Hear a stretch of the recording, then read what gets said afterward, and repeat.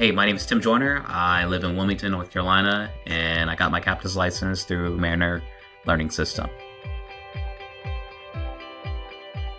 I moved to Wilmington in 2001 and went to school, UNCW, and just living at the beach around friends that have boats. And I personally didn't have one because, again, friends with boats, that's what they're for.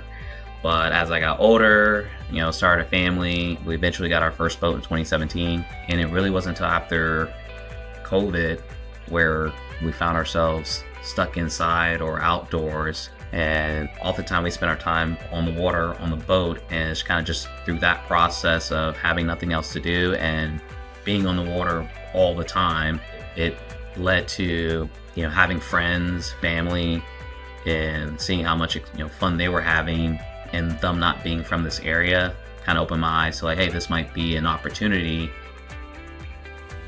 I like to think of myself as a hustler in a sense. So I'm always trying to find little things to do to earn some, additional income. But I do keep my boat in the water, so I'm around a lot of boaters, and the boating community is really huge. In fact, I talked to a captain out of Morehead City just to kind of understand how he got involved, and it's just through those conversations with I have personal friends that also are captains, and just learning from them kind of got me off the fence to do my research, figure out what was the best platform to kind of go through this process. It was very important that I can do it on my own time, and I really didn't have the availability to go for 8 hours out of a day.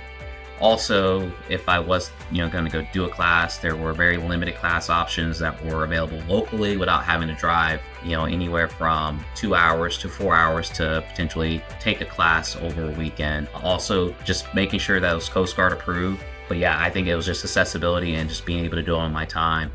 That probably was the biggest factor. And I think too, costs. I think the cost was very affordable compared to what my research was leading to as well.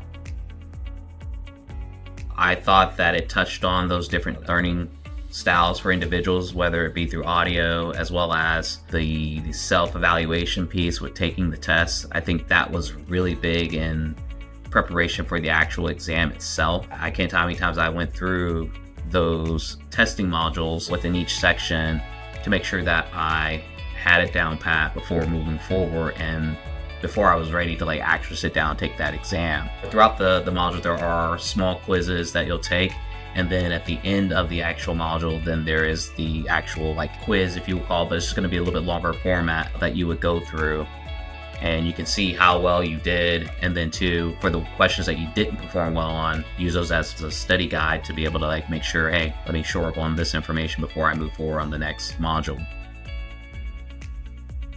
So Audi Silent Charters, my business focus primarily on pleasure rides and shoreside activities, but I do also do fishing. Partly the reason for that is just the market I'm in and what I want to offer in terms of for my passengers. It's been great. This is my third year. I feel like this might be my breakout year where I'll see some tremendous growth in terms of I've already had a number of repeat business, so I feel like the word is getting out. Anytime I can get someone on the boat, they're going to have a great time and they're going to want to do it again.